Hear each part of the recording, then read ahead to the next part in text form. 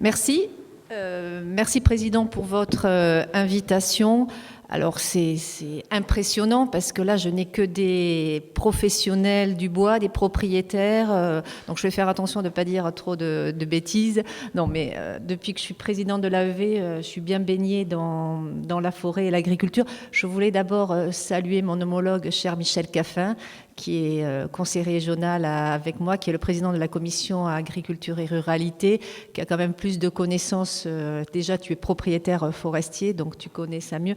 Je voulais saluer également mes administrateurs de l'AEV, et je vois cher Étienne, qui est un fidèle à l'Agence des espaces verts, qui est un soutien pour l'agence, et sa vision de la forêt me permet de lancer la stratégie que je vous présenterai, et puis tous les partenaires que je connais, avec qui on travaille. Merci encore, Président, pour votre invitation. Alors, on m'a demandé d'intervenir. Ça va être un peu répétitif sur le premier point. On va parler de la stratégie de la forêt et du bois, ce qui a été voté en novembre 2017 au niveau de la région, et après un petit focus sur l'Agence des espaces verts. En ce qui comptait, par rapport au bilan de l'Île-de-France, alors vous l'avez entendu par les services de l'État, aujourd'hui l'Île-de-France, c'est une région qui est forestière, où on a un peuplement qui est assez important. La propriété privée, c'est environ 70%, et le reste, c'est public, et le public, c'est l'État, l'Agence des espaces verts et les communes forestières. Voilà comment se définit à peu près la cartographie de l'Île-de-France. On a répété un morcellement. Alors ça, j'avais été quand même très surprise par le morcellement de la propriété forestière. 150 000 propriétés privées en Île-de-France.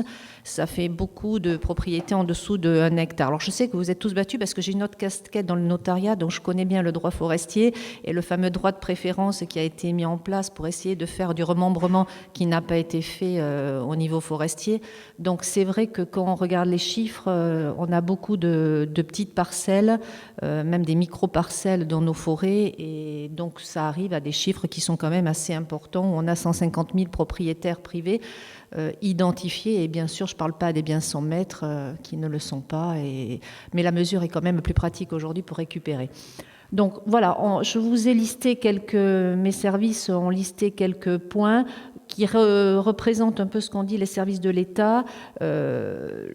Le dernier point, c'est quand même que 6% de la récolte des bois d'œuvre est sciée totalement localement. Donc ça, en tant qu'élu, le constat, on s'est rendu compte qu'il n'était vraiment pas terrible en Île-de-France, sachant que ceux qui étaient là avant nous ont juste oublié. Michel est bien placé, il était élu à la région sous les anciennes mandatures, et tu sais très bien que c'est un sujet qui n'a pas du tout qui a intéressé les élus de la région Île-de-France. Donc, Valérie Pécresse, quand elle avait préparé les régionales, elle avait 2 sujets qui nous touchent, l'agriculture et la forêt, et elle voulait lancer un plan stratégique pour la forêt et le bois. Donc on a réfléchi, on a travaillé main dans la main avec beaucoup d'entre vous autour de cette table, on s'est vu plusieurs fois, et après on peut tourner ?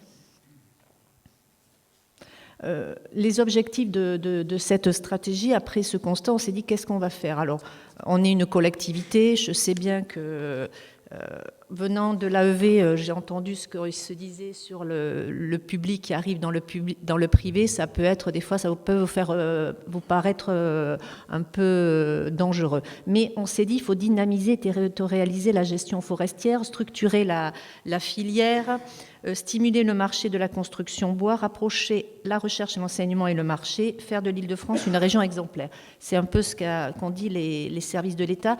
Dynamiser et territorialiser la gestion forestière. Aujourd'hui, on sait que dans nos collectivités, on a le fameux PCAET, le plan climat, air, énergie. On a l'obligation aujourd'hui de prendre en compte dans toutes nos collectivités, que ce soit des agglomérations, des EPCI, ce plan va nous permettre d'identifier, pour ceux qui ne connaissent pas, que la forêt séquestre du carbone et que c'est quand même un outil essentiel. Et comment utiliser ça avec l'État, parce que c'est une demande de l'État, à l'échelle 2050, si je ne dis pas d'erreur. Donc on a une obligation en tant qu'élu de rentrer ce PCAET et de proposer. Donc le but est de valoriser le bois pour réduire ce que nous demande l'État. Structurer la filière, parce que on s'est rendu compte que la filière n'était pas structurée, surtout qu'il va falloir mutualiser avec les régions voisines. Ça a été dit juste avant sur le cas des scieries.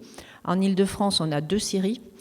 Une pas très loin d'ici, à Ably, mais au niveau des volumes, c'est quand même peu.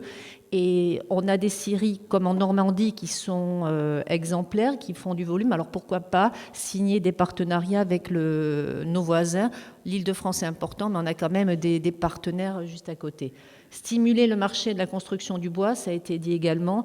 Parce que je suis également maire d'un petit village, on se rend compte que la construction bois, elle n'est pas très connue dans les bâtiments publics. Donc ce qu'on souhaite, c'est, mais ça on en parlera après avec la stratégie, c'est permettre aux collectivités d'aller également sur des matériaux biosourcés qui sont le bois et inciter les élus, quand ils vont rénover des bâtiments publics, utiliser le bois.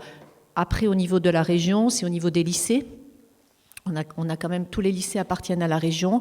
Il y a beaucoup de lycées qui vont être rénovés et il faut que le bois fasse partie des matériaux de réhabilitation.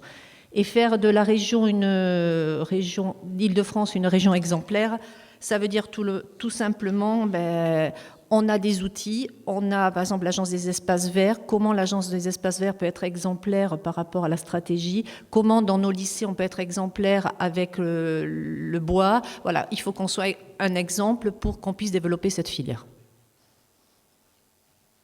Alors, les résultats prévus, je crois que si je ne dis pas d'erreur, c'est 60 000 emplois en Île-de-France entre l'amont et l'aval de la filière bois.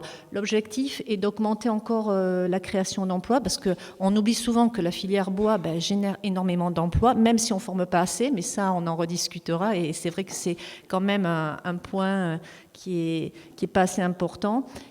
On a créé des emplois, donc l'Île-de-France s'est donné comme objectif de créer 3 000 emplois. Alors je vais vous donner le détail des 3 000 emplois. C'est une partie des emplois, ça serait 300 à peu près dans la filière bois et le reste serait dans le bâtiment parce qu'il faut travailler en parallèle avec les professionnels du bâtiment. Donc 300 pour la filière bois et le delta sur le bâtiment. Créer, développer des entreprises franciliennes de construction de bois, ça c'est important. Il faut inciter cette création, hausser la compétitivité par l'innovation, créer d'un cluster. Alors un cluster, vous allez dire, c'est un mot à la mode, c'est de l'innovation, mais c'est en fait un endroit où on va rapprocher tous les acteurs de la filière. Et on s'est rendu compte il manque ça en Île-de-France. Les acteurs, c'est vous. Ce sont tous les métiers qui tournent au niveau du bois, la recherche. Et ça se fait dans d'autres professions. On a créé ces clusters.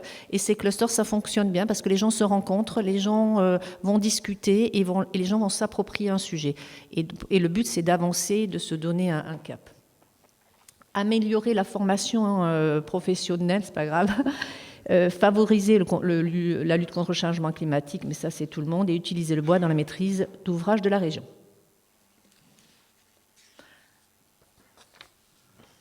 C'est bon, action, dispositif. Non, c'est bon.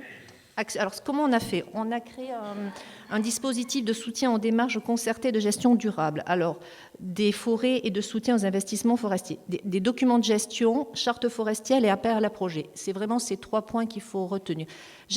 Documents de gestion forestière, ça vous parle à tous. Vous savez aujourd'hui que ces documents, c'est très compliqué quand on a des petites superficies de forêt. On s'est rendu compte dans le constat qu'il y a beaucoup de forêts qui sont en dessous des propriétaires d'1 hectare. Ce dispositif ne serait que pour les propriétaires privés qui ont moins de 25 hectares. Ceux au-delà de 25 hectares et le public, les forêts publiques ne seraient pas concernées. Pourquoi ? Parce qu'il faut structurer votre filière et qu'il y ait une gestion durable. Donc la région va aider avec tout le monde pour créer ces documents de gestion. Les chartes forestières. Alors ça, les chartes forestières, c'est quelque chose sur lequel je suis très attachée parce que c'est permettre d'identifier sur un territoire cette valeur ajoutée qui est le bois, avec l'amont et l'aval. Moi, je suis vice-présidente sur l'agglomération de Rambouillet-Territoire en charge du développement rural. Et donc, on est en train de travailler avec la FNCOFOR pour mettre en place cette charte forestière. On ne va pas faire une liste à l'après-vert. On s'est dit, on va prendre 2 ou 3 idées. Le but, c'est qu'il y ait un résultat, pas d'ici 2020, ça va être un peu court, mais pour les prochaines mandatures, et qu'il y ait une impulsion des élus pour s'approprier ces chartes. C'est important parce qu'on s'est rendu compte qu'il y avait beaucoup d'acteurs, mais que les acteurs ne discutaient pas entre eux. C'est aberrant dans un monde du numérique, les gens ne se connaissent pas. Et cette charte, elle va être portée par des élus, elle va être portée également, nous, par le parc naturel de Chevreuse, par exemple, et par les agriculteurs, les propriétaires privés, les propriétaires publics, les professionnels du bâtiment. Le tout est de savoir où on veut aller et quels moyens on veut y mettre. Voilà. L'appel à projet, alors l'appel à projet également, tout ça c'est porté par les fonds FEADER. Par exemple, un appel à projet qui a été lancé, c'est pour financer les dessertes forestières, parce que vous savez très bien que sans dessertes forestières, c'est un peu compliqué pour aller utiliser la forêt et couper du bois. Donc là, un appel à projet, ça a été lancé au niveau de la région. Le but est d'inciter les gens. Création d'un réseau francilien d'élus, ça rejoint la charte forestière, c'est mettre les élus du territoire d'Île-de-France autour d'une table. Alors on l'a lancé, nous sommes combien à peu près ? Une quarantaine, voilà, de référents sur toute l'Île-de-France. On s'est réunis plusieurs fois, on a échangé, c'était très intéressant avec des visions différentes, mais ça nous a permis de nous retrouver. Et ça, c'est la FNCOFOR qui gère ça d'une main de maître, et il y a un gros travail qui est fait par la Fédération des communes forestières de France, qui nous permet de nous réunir et qui nous guide, et qui nous permet d'échanger parce que c'est important pour le territoire. Création d'un dispositif réflexe biosourcé, lancement d'un cluster, c'est fait. Alors, voilà à peu près au niveau de la région ce qui a été mis en place. Il y a des moyens financiers, parce qu'il y a les idées, mais derrière, il faut le financement. Et la présidente de région, avec la vice-présidente, ont vraiment voulu porter ce dispositif. Il va avancer, on est vraiment au début 2017, nous sommes en 2019, on est vraiment dans un début, parce que le cluster encore n'existe pas. On est en train d'identifier le lieu, mais c'est quelque chose qui n'est pas encore sorti de terre. On va parler de l'agence. Voilà. Alors, l'agence des espaces verts. L'agence des espaces verts, c'est ma deuxième casquette. Je suis présidente depuis 2016. L'agence des espaces verts est un établissement public qui gère 15 000 hectares, propriété région. Dans les 15 000 hectares, 10 000 concernent la forêt. Nous sommes sur des forêts périurbaines, parce que ça a été créé à l'époque quand Paris s'est agrandi, les villes nouvelles sont arrivées pour préserver la forêt. La première forêt qui est arrivée à l'agence, c'était le district à l'époque, c'était la forêt de Ferrières en Seine-et-Marne. Et cette forêt, les élus de l'époque se sont dit qu'il faut protéger pour éviter qu'elle soit coupée et préservée. Donc aujourd'hui, on est un des premiers acteurs institutionnels au niveau de l'Île-de-France. Vous avez donc 10 000 hectares. Alors 55 périmètres régionaux, ça ne va pas vous parler énormément. Il y a une cartographie qui a été faite où on a identifié des périmètres où l'agence pourra avoir des actions. Périmètre ne veut pas dire propriété. C'est 40 000 hectares. La région ne possède pas 40 000 hectares de forêt. On en a 10 000. C'est déjà assez important. Bon, là, on a mis 16 000. Vous voyez, j'étais un peu en dessous. 39 forêts régionales, 13 forêts. Alors après, on a des certifications FSC. Alors ça, j'ai travaillé avec mon ami Étienne parce qu'au début, ça me parlait. Alors, je connaissais les labels, mais ça ne me parlait pas tellement. Et Étienne m'a beaucoup aidé parce que comme c'est un ancien administrateur depuis longtemps à l'AEV, et puis ta connaissance est remarquable. Donc, on a travaillé ensemble sur FSC et on s'est rendu compte que ces labels nous ont permis de valoriser beaucoup plus le bois au niveau de la vente. Ça, c'est quelque chose que je me suis rendu compte. Donc, on continue à labelliser nos forêts au niveau de l'AEV. 213 animations dans les forêts régionales, 18 forêts surveillées. Pourquoi ? Parce que le but de ces forêts, elles sont avant tout, à l'origine, ouvertes au public. On a des sites où on accueille plus d'1 million de personnes par an. Donc, c'est des forêts qui sont énormément fréquentées. Au niveau cynégétique, c'est un peu compliqué parce que c'est des forêts périurbaines, le gibier est dérangé, on fait des chasses de régulation parce qu'il faut qu'on régule nos forêts avec la complexité du périurbain. Je vous passe les associations, tout ce qu'on vit. Ce qui est compliqué, je vous laisse tourner, merci. Voilà, donc là vous avez une cartographie à peu près où on intervient énormément sur l'est, donc forêt de Ferrières, on descend un peu sur, vous voyez, on reste quand même dans la ceinture verte d'Île-de-France, et on va à l'ouest pour les Yvelines sur le massif de Rosny, Rosny-sur-Seine. La forêt de Rosny est une propriété AEV, la Roche-Guyon également. Voilà, donc les grands massifs, c'est la Roche-Guyon sur l'ouest, Ferrières sur l'est. On descend également forêt de Bréviande et sur le nord, la forêt de Bondy qui est dans le 93, qui est une zone quand même très très périurbaine. C'est une forêt qui aujourd'hui qui est entretenue, où il y a des plans de gestion, donc ça avance tout petit, tout doucement, mais sûrement. Alors, ce qui concerne aujourd'hui la gestion forestière de l'AEV. À l'AEV, on peut parler de Rosny. À Rosny, par exemple, ça faisait plus de 10-15 ans que rien n'a été fait. Donc la forêt n'a pas été entretenue, il n'y a pas eu de plan de lancer. Aujourd'hui, le plan a été lancé il y a 2 ans. Donc, alors c'est bien, sauf que ça pose des problèmes avec le public, parce que en ce moment, en plus, on a eu trois retards en une coupe, c'est-à-dire qu'il y a une quinzaine de lots qui ont été coupés en même temps, donc le public ne comprend pas pourquoi on coupe des arbres. Alors on fait des comités d'usagers pour expliquer aux associations, aux habitants, ce que fait l'ONF également, on travaille ensemble. Et on essaie de faire comprendre aux gens qu'il ne faut pas mettre la forêt sous cloche, que la forêt, c'est une production et qu'on a besoin de régénérer la forêt pour que demain elle existe. Donc ça, c'est un peu difficile. On continue, on le fait. Donc on a investi sur des dessertes forestières, on travaille, on avance et on a créé quelque chose d'un peu particulier à l'agence. Depuis 2 ans, on teste une régie. Une régie, donc c'est lancé, on a lancé plusieurs outils, on va voir un peu le résultat pour savoir à peu près est-ce qu'on continue là-dessus. Pour vous donner une idée, sur l'AEV, en termes de coupe, on est sur 25 000 mètres cubes de coupe, ça représente financièrement, on est à peu près à 650 000 euros de recettes de bois sur l'année 2018, N-1. Voilà, donc on essaie vraiment le but, c'est d'optimiser cette forêt qui est des coupes. Alors, le changement de futaie a changé. On est sur de la futaie irrégulière. C'est un travail que l'ONF avait demandé avec la région Île-de-France. C'est plus facile dans les forêts périurbaines de passer sous ce type de... Alors peut-être pour vous c'est différent sur certains massifs, mais en forêt périurbaine, l'acceptabilité de la coupe est plus facile quand les gens visuellement ne voient pas une coupe rase. Voilà. Donc c'est à ce niveau-là, c'est quand même plus intéressant. Qu'est-ce que je peux vous dire de plus sur l'agence? C'est qu'on essaie d'être vertueux, de mettre en avant cette filière bois. C'est quand même un peu l'ADN de la création de l'agence au début. Et ce qu'on souhaiterait également, c'est essayer de travailler avec vous, avec la propriété privée. Pourquoi? Parce que nos forêts publiques, elles jouxtent vos propriétés et des fois on peut échanger les savoirs, les moyens, on peut travailler ensemble, pourquoi pas faire de nouveaux plans ensemble.